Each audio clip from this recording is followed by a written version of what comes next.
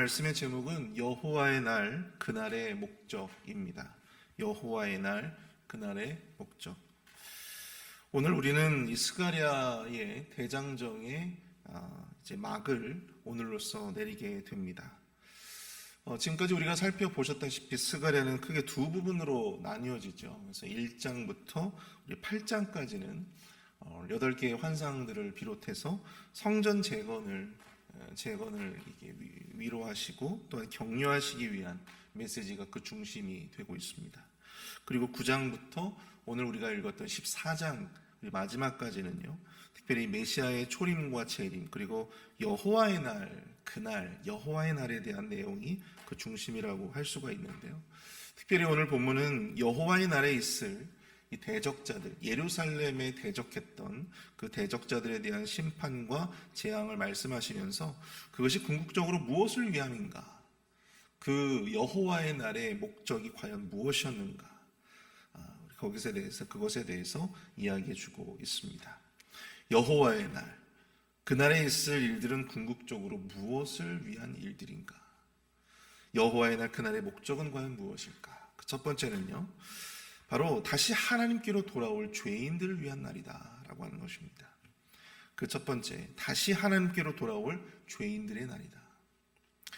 여호와의 날에 하나님은 예루살렘에 대적하는 모든 이방 나라들과 친히 싸우시고 그들에게 아주 끔찍한 재앙을 내리시겠다고 말씀하고 있습니다. 12절 보시면 예루살렘을 친 모든 백성에게 여호와께서 내리실 재앙은 이러하니 곧 섰을 때 그들의 살이 썩으며 그들의 눈동자가 눈구멍 속에서 썩으며 그들의 혀가 입 속에서 썩을 것이요. 무려 3번씩이나 이 썩다라고 하는 동사를 사용하고 있죠.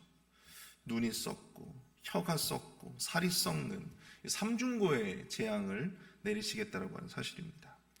이것이 하나님께서 이 대적자들, 예루살렘에 대적하는, 하나님의 백성들에게 대적하는 자들에 대한 심판이 얼마나 혹독할 것인가, 얼마나 무서운 것인가를 이야기해주고 있는 것이죠. 이어지는 13절을 보십시오. 그날에 여호와께서 그들을 크게 요란하게 하시리니 피차 손으로 붙잡으며 피차 손을 들어 칠 것이요. 자, 13절에서 요란하게라고 하는 이 단어는요, 히브리어로 메우마트라고 하는데, 이것은 무언가를 격동시키거나 아주 혼란스럽게, 아주 혼미하게 만드는 그러한 의미입니다. 여호와의 날에 우리 하나님께서는 당신과 당신의 백성들을 대적하는 자들을 향하여 그들을 격동케 하시고 또한 그들의 마음을 혼란스럽게, 혼미하게 만드실 것이다. 그래서 그들 스스로 하나님을 대적하고 하나님의 백성들을 대적했던 그들의 견고한 진이 깨어지고 그들 스스로가 서로에게 다투며 자중질환에 빠지게 되는 어떤 그런 모습으로 그들에게 재앙이 임하게 될 것이다. 오늘 말씀은 이야기해주고 있습니다. 근데 중요한 것은 오늘 이러한 재앙에 이어서 하나님께서 우리에게 마지막으로 말씀하시는 이 스가랴의 말씀들은 이 여호와의 날에 행해진 그 재앙들이, 하나님의 심판이 단순히 어떤 그들을 향한 파멸에만 있지 않다라고 하는 사실이죠. 물론 그들의 죄에 대한 어떤 심판이 반드시 있을 것입니다. 중요한 것은 그 이후에 그 남은 자들에 대한 회복의 역사가 또한 이어지고 있다고 하는 사실이죠. 우리 16절을 한번 볼까요? 예루살렘을 치러 왔던 이방 나라들 중에 남은 자가 해마다 올라와서 그 왕 만군의 여호와께 경배하며 초막절을 지킬 것이라. 자, 예루살렘을 치러 왔던 이방의 대적자들, 그들 가운데에서 하나님이 내리신 이러한 심판과 재앙에서 살아남은 자가 있다고 하는 것입니다. 그 대적자들 가운데서도 하나님의 은혜를 입은 자들이 있더라는 것이죠. 그들이 해마다 올라와서 하나님께 경배하고 또 이스라엘 백성들만이 지켜왔던 이 초막절, 절기를 지킬 것이다. 그렇게 말씀하고 있는 것입니다. 여호와의 날 그날의 목적, 그 첫 번째, 바로 다시 하나님께로 돌아올 죄인들이 있다고 하는 것이죠. 이것이 바로 하나님이 여호와의 날의 대적자들을 향하여 재앙과 심판을 내리셨던 궁극적인 목적이 되고 있다고 하는 것입니다. 여러분, 우리가 이 재앙과 심판이라고 하는 것은 단순히 어떤 죄인들의 영원한 파멸만을 위한 것은 아닙니다. 재앙과 심판을 통해서 비록 죄인의 자리에 있는 자들이라 할지라도 다시금 회개하고 하나님께로 돌아와서 하나님을 섬기고 다시 예배할 수 있는 자로 세워지도록 하나님은 그러한 재앙과 심판의 때에도 당신의 은혜를 베풀어 주신다고 하는 사실이죠. 그런데 하나님의 은혜로 이 대적자의 신분에서 하나님의 백성으로 회개한 자들은 마땅히 이 초막절의 규례를 지켜야 했다라고 하는 것입니다. 이것은 무엇을 말합니까? 바로 새로운 신분에 맞는, 그 신분에 합당한 하나님의 백성으로서의 의무, 그것을 지켜야 했다라고 하는 사실입니다. 그것이 무엇입니까? 이 초막절 규례로 나타나고 있다라고 하는 것이죠. 여러분, 신명기 16장을 보시면요, 이스라엘 남자들은 유월절과 칠칠절 그리고 초막절, 이렇게 세 개의 큰 절기를 마땅히 지켜야만 했습니다. 그들은 이때 예루살렘으로 올라와서 하나님께 희생제물과 감사의 제물을 드려야만 했다라고 하는 것이죠. 절기의 제사와 예배가 하나님의 백성에게 주어졌던 거룩한 의무였다라고 하는 것입니다. 하나님의 은혜로 말미암아 이렇게 여호와의 날에 생존하게 된 남은 자들, 그 이방의 대적자들, 하나님의 은혜를 입었던 그 남은 자들도 마땅히 하나님을 섬기는 하나님의 백성으로서 그 일들을 온전히 지켜가야 했다라고 하는 사실이죠. 그런데 왜 하필이면 초막절일까요? 유월절도 있고 칠칠절도 있는데 하필 이 초막절을 이야기하는 이유는 무엇입니까? 이 초막절을 여러분들이 이스라엘 백성들이 왜 지켰던 것이죠? 애굽에서 그들이 탈출해서 광야에서 이방인으로서 살아가며 약속의 땅을 향하여 걸어가는 그 여정 속에서 하나님께서 그들을 지켜주시고 보호하여 주시고 그것에 대한 감사의 마음으로 지켰던 것이 바로 이런 초막절 아니겠습니까? 특별히 오늘 본문에서 초막절을 강조하고 있는 것은 과거 이스라엘 백성들이 죄악의 땅 애굽을 떠나 약속의 땅으로 향하여 나아갔던 때를 생각하면서 대적자들 가운데서도 그 남은 자들 또한 이전의 죄악에서 떠나서 하나님의 백성으로서의 새로운 삶을 살아갈 수 있도록 은혜를 베풀어 주신 하나님 앞에 감사하는, 그리고 나의 새로운 신분, 나의 새로운 자격을 하나님 앞에 감사할 수 있는 어떤 그러한 삶의 모습을, 의무를 요구하고 계시는 것입니다. 하나님은 비록 하나님을 대적하는 자들이었지만 그 남은 자들에게 은혜를 베풀어 주셨습니다. 그리고 그들에게 하나님을 섬기고 예배할 수 있는 새로운 신분과 새로운 자격을 주셨다라고 하는 것이죠. 그러나 이제 그들은 회개함으로써 이전과 다른 삶의 모습으로 하나님께서 하나님의 백성들에게 요구하셨던 이 절기의 준수라고 하는 그 새로운 의무를 그들은 마땅히 지켜야만 했다라고 하는 사실입니다. 이스라엘 백성들이 애굽의 땅을 벗어나 약속의 땅으로 나아갔던, 또한 과거의 악한 삶의 습관에서 벗어나 하나님의 백성으로서 새로운 신분에 합당한 삶의 모습으로 나아가야 했던 바로 그것을 생각하면서 그들은 마땅히 그들이 지켜야 할 초막절의 규례를 지켜야만 했다라고 하는 것입니다. 초막절의 규례는 하나님의 백성이라면 당연히 마땅히 준수해야 했던, 지켜야만 했던 의무였습니다. 하나님은 대적자의 신분에서 하나님의 백성이 되었음에도, 새로운 신분과 자격이 주어졌음에도 하나님께서는 마땅히 그 의무를, 백성으로서의 의무를 지키지 않는 자들에게 하나님께서는 친히 벌을 내리시겠다라고 오늘 본문에서 또한 말씀하고 계십니다.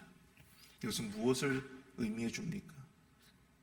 우리가 예수 그리스도를 믿음으로 거룩한 성도가 되었고 또 그리스도인이라는 새로운 신분이 주어졌음에도 여전히 하나님이 우리에게 요구하시는 하나님의 참된 성도의 삶의 의무를 온전히 지켜가지 못한다면 우리가 여러분들 하나님 앞에 고백했던, 주님 앞에 고백했던 그 고백이, 그 믿음이, 그 회개가 얼마나 진정성 있게 하나님 앞에 비춰질 수가 있겠습니까?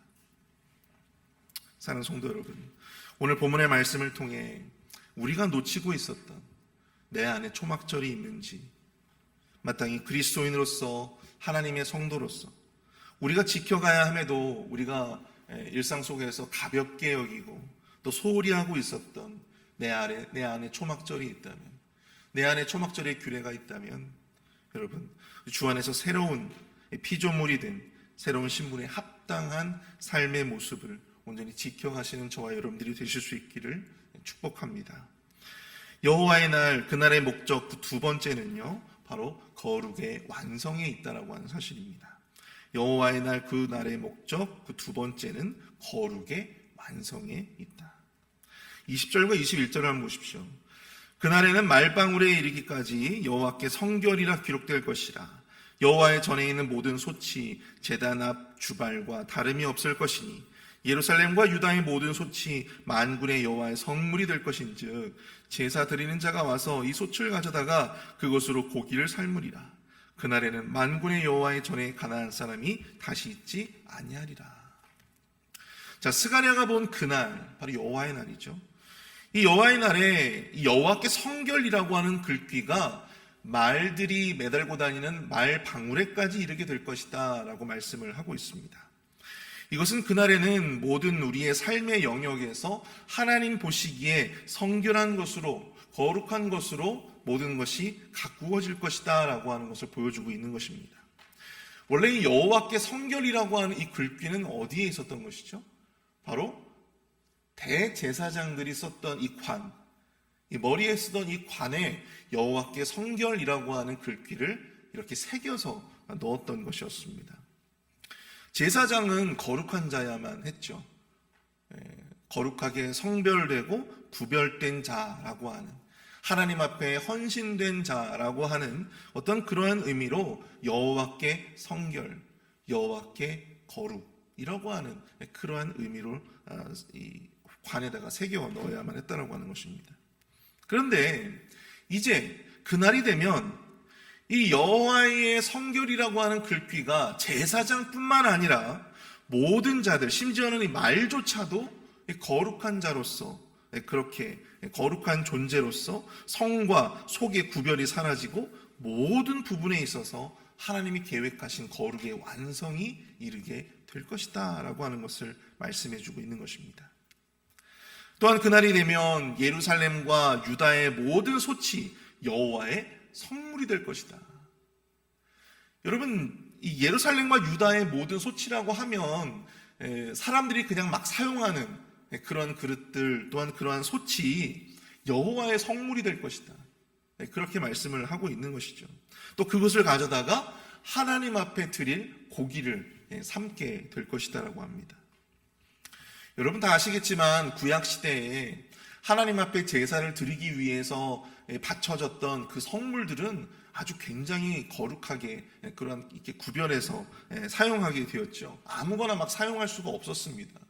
고기를 삶기 위한 솥도 정해진 규격에 맞춰서 또 정해진 재질에 맞춰서 하나님께 드려진 그러한 이 성물답게 그렇게 구별되게 사용했었는데요. 이제 그날이 되면 사람들이 그냥 평범하게 흔히 사용하던 그것으로도 하나님께 드릴 고기를 삶을 수가 있게 되었다라고 하는 것입니다. 여호와의 날에 그렇게 하시겠다는 거예요. 모든 것이 하나님께 거룩하고 성결하게, 어느 한 부분만 거룩하고 성결하게 하나님께서 구별하신 것이 아니라 그날에 남겨진 모든 것들이 다 거룩하게 회복되어지고 완성하게 될 것이다라고 하는 말씀을 하고 있는 것입니다. 사랑하는 성도 여러분, 이 거룩의 완성을 위해서 이 땅에 오신 이가 누구십니까? 바로 예수 그리스도시죠. 고린도전서 6장 11절을 한번 볼까요? 고린도전서 6장 11절에 이런 구절이 있습니다. 너희 중에 이와 같은 자들이 있더니 주 예수 그리스도의 이름과 우리 하나님의 성령 안에서 씻음과 거룩함과 의롭다 하심을 받았느니라. 주 예수 그리스도의 이름과 우리 하나님의 성령 안에서 씻음과 거룩함과 의롭다 하심을 받았다. 예수 그리스도를 믿음으로, 예수 그리스도의 이름으로 말미암아 우리는 거룩하고 의로운 새로운 피조물로 다시 태어나게 되었습니다. 그렇다면 여러분들 여기서 말씀하고 있는 이 거룩의 실체는 과연 무엇입니까? 거룩함의 본질은 과연 무엇입니까? 그것은 바로 하나님과 아무런 관계도 없던 존재에서 하나님의 것으로, 또한 하나님의 소유로 속하게 되었다라고 하는 것을 의미하는 것입니다. 우리가 거룩한 존재가 되었다라고 하는 것은 우리가 여러분들 하나님의 것이 되었다라고 하는 거예요. 세상에 속하지 아니하고 하나님께 속한 자가 되었다라고 하는 것입니다. 그러므로 내가 거룩한 자로서 내가 살아간다라고 하는 것은 내가 하나님께 속하였음을, 내가 하나님의 것임을 의심하지 않고 부정하지 않고 인정하지 않고 그것을 내가 깨달으며 인식하며 살아가는 것. 바로 그것이 거룩한 자의 거룩한 삶의 모습이다라고 하는 것입니다.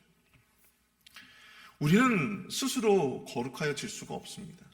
여러분들 아무리 여러분들 거룩해지려고 발버둥 쳐보십시오. 여러분들 스스로는 거룩해질 수가 없습니다. 우리가 아무리 예배를 드리고 아무리 우리가 선한 공덕을 쌓고 아무리 우리가 남모르게 남을 도와준다 할지라도 우리는 여러분들 죽었다 깨어나도 결단코 스스로는 거룩한 존재가 될 수 없는 자들입니다. 그런데 은혜가 무엇인지 아십니까? 우리는 거룩한 자가 되기 위해서 아무것도 할 수가 없는 존재인데 다름 아닌 우리 하나님이 우리를 거룩한 자로 인정해 주시고 하나님께서 우리를 거룩한 자로 삼아 주셨다라고 하는 것입니다. 너 이제부터 내 거 하자. 너 이제부터 내 거 하자. 그렇게 하나님의 것으로 우리를 구별해 주셨다라고 하는 것입니다. 지금도 저희 고향 교회가 있는데요. 그 교회에 미스테리가 있습니다. 그게 뭔지 아십니까? 그것이 바로 이 장로님들한테 인사도 안 하던 서재원이가 목사가 돼가지고 살아가고 있는, 그게 우리 고향 교회의 가장 큰 미스테리예요. 제가 목사가 되니까요, 참 신기한 일이, 제가 목사가 되고 나서 제가 신학교에 가겠다고 그렇게 하고 나서 제 밑으로 후배들이 있는데요, 후배들이 굉장히 신학교에 많이 갔어요. 재원이 형도 신학교 가는데 나도 갈 수 있지 않겠느냐, 그런 친구들이 많이 있었어요. 생각해보면 하나님께서 제가 뭐 다른 아이들보다 더 착하고 바르고 인격적이어가지고 그렇게 목사로 하나님의 일을 감당할 자로 그렇게 삼아 주셨겠습니까? 그렇지 않죠. 사랑하는 성도 여러분, 우리가 거룩해서 그리스도인이 되고 우리가 거룩해서 성도가 된 것이 아닙니다. 우린 죽었다 깨어나도 우리 스스로가 그럴 존재가 못 된다라고 하는 거 여러분들이 더 잘 아시지 않으세요? 그러나 그런 우리를 하나님은 자신의 것으로, 자신의 소유로, 자신의 사람들로 세워 주셨습니다. 여러분, 거룩하다라고 하는 것은요, 더 착한 사람이 되고 더 의로운 사람이 되고 더 바른 사람이 되는 것이 아니에요. 거룩을 착각하지 마십시오. 거룩한 자가 된다라고 하는 것은 내가 더 좋은 사람이 되고 선한 사람이 된다라고 하는 것이 아니에요. 거룩한 자로 내가 성화된다라고 하는 것은 내가 하나님의 것으로, 하나님의 사람으로 내가 그것을 인정하고 깨달으며 살아간다라고 하는 것을 의미하는 것입니다. 내 모든 것이 나에게 있는 것이 아니라 하나님께 속하였고 하나님께 있다라고 하는 것을 내가 인정하며 살아가는 것입니다. 그리고 그러한 생각이, 그러한 우리의 마음의 인식이 우리의 말과 우리의 행동을 통해서 드러나지는 것, 여러분, 그것이 바로 거룩한 삶의 모습인 거예요. 그런데 그것이 여러분들 쉽지 않죠. 여러분, 우리가 예수 믿는다고 해서 뭐 하루아침에 그렇게 거룩한 자로 그렇게 살아갈 수가 있겠습니까? 쉽지 않아요. 단번에 알아가기는 쉽지 않습니다. 그래서 여러분들, 우리는 점진적으로 점점 우리는 그러한 사람으로 변화되어 가고 있는 것이죠. 이것을 우리가 거룩한 성화라고 하는 이름으로 우리가 이야기하고 있는 것 아니겠습니까? 점진적으로 우리의 거룩이 완성되어져 가는 것입니다. 오늘 이 시간 다 함께 우리가 말씀을 생각하면서 함께 좀 기도할 수 있기를 바라는데요. 우리 이 시간 함께 기도하실 때 여호와의 날 이방인이었던 우리가 주님을 섬기고 또 주님의 백성으로 살아가게 하신 그 주님의 은혜에 감사할 수 있게 하여 주시옵소서. 우리의 삶을 통해서 내가 정말 나의 것이 아니고 내가 온전히 하나님께 속한 자로 하나님 앞에 소유된 자라고 하는 것을 우리가 정말로 마음에 새기며 깨닫게 하여 주시고, 그러한 우리의 생각이 말과 행동을 통해 드러나지는 그러한 성화의 삶으로 나아갈 수 있도록, 거룩이 완성되어지는 그러한 삶으로 나아갈 수 있도록 인도하여 달라고 이 시간 함께 마음을 합하여서 함께 합심해서 기도하도록 하겠습니다. 사랑하는